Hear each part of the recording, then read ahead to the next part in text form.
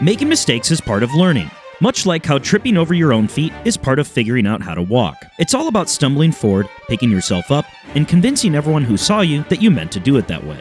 In the world of RC, those stumbles are not just inevitable, they're a rite of passage. But with a little knowledge and guidance, they can become ever so slightly less common. Number 1. GoPros are heavy. There's this weird phenomenon that happens when you get someone into the world of RC. Within the first year, they'll constantly fantasize about strapping their never-before-used GoPro they got for Christmas 3 years ago to their RC plane because their extreme sports career didn't pan out like they thought. That way, they can finally see their house from above as if Google Maps had been lying to them this entire time.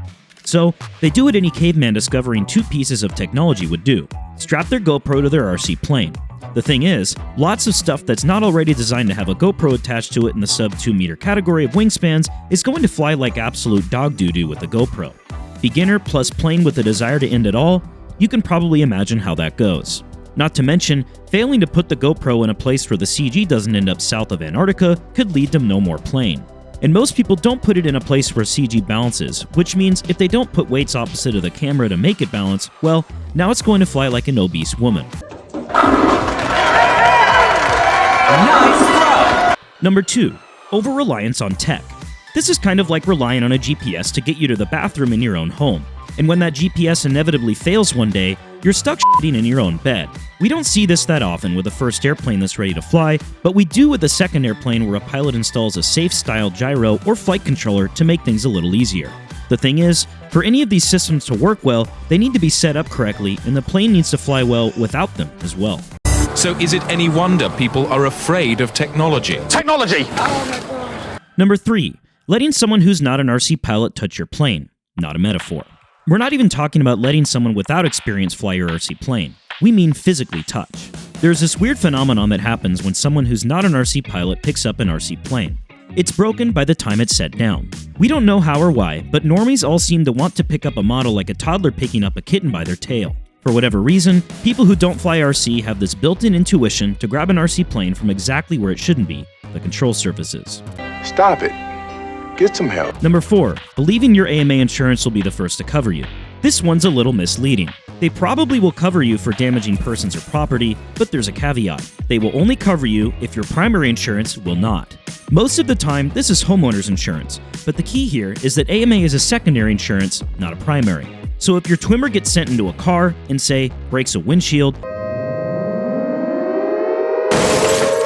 you'll likely be dealing with your homeowner's or car insurance, not the AMA. Number 5. Backwards gyro.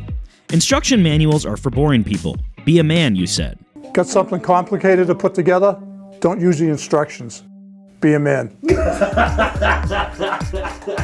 That was before you took off and watched your RC plane do exactly the opposite of what you told it to do.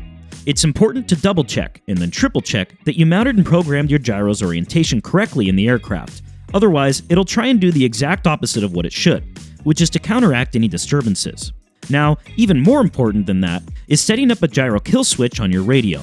That way, even if you're triple, quadruple positive, double negative that your gyro is mounted and programmed correctly, and you take off and the plane starts doing weird things it shouldn't, you can flip the switch and fly as God intended. Number 6. Flying too far away. This might strike you as obvious, but a mistake we often see beginners making is flying a bomber pattern, aka 2 miles away from the runway. And sometimes, they get so far away that they have no idea which way the plane is going. And controlling a plane that you can't see is about as efficient as hiring Helen Keller to translate. It's a near impossible task that's likely to end in frustration, and unfortunately, often a lost or damaged plane. But the often overlooked aspect of flying too far away isn't just losing sight and control of your plane, it's that practicing new things too far away won't help you improve. For example, if you're practicing hovering at 399 feet for a full year, you'll find yourself no better than you were a few months ago. The only way to get good at hovering low is to hover low, since it's a lot easier to see what the plane's doing down there, and as a result, it lets you respond accordingly quicker. Number 7. Not learning from mistakes. This is akin to the definition of insanity, trying the same thing over and over again and expecting different results. Treat each crash as a learning opportunity, and most importantly, don't make the same mistake twice. Don't be afraid to ask someone more experienced what happened either. We're sure they'll happily tell you. Remember, asking for help isn't admitting defeat. The best pilots do everything they can to improve, especially learning from people who made the same mistakes before. Use your resources, learn from others, and maybe you'll keep your plane in one piece longer than a week. Number 8. Staying grounded. By this we mean figuratively, not literally. We're talking about overconfidence. This happens to every RC pilot and can happen at every stage of their piloting career. Sometimes our head gets just a little too big, and that's when disaster strikes. Whoa! Whoa! This overconfidence often surfaces when we're feeling good about our recent progress or achievements. It's that moment when you think, maybe I can try that just a few feet off the deck because Donald pulled it off. I think wisdom is the most disgusting thing you can imagine.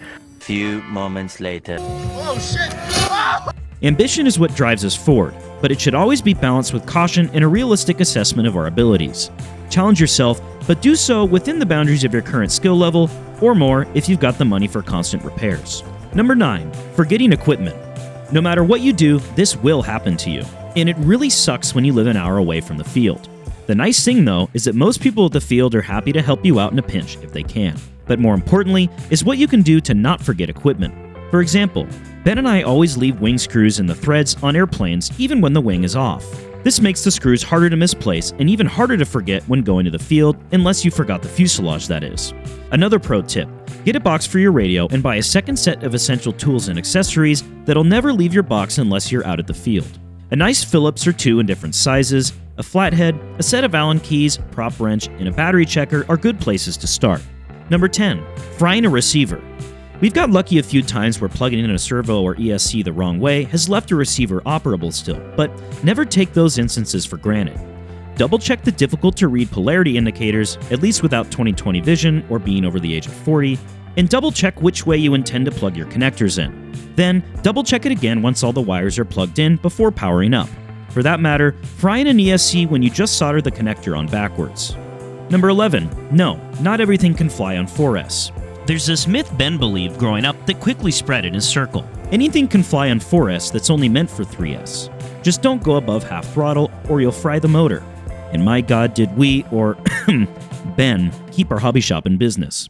Recently though, after Ben's 69th fried motor, he discovered that even if the average current of an ESC and motor with an oversized battery is within limits at half throttle, it's so inefficient that a lot of that current gets turned into wire melting heat.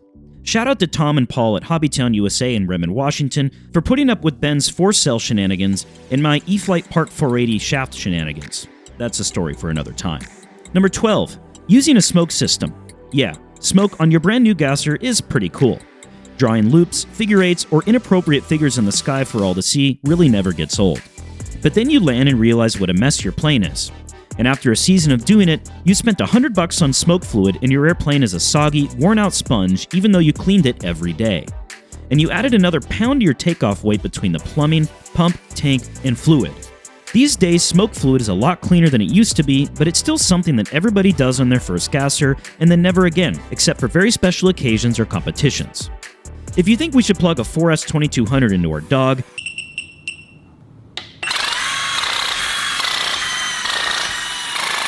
go ahead and give this video a thumbs up. Or maybe even hit subscribe if you're interested in watching us make our own mistakes. Happy landings, bounce one on for us, and we'll catch you next week with a new video.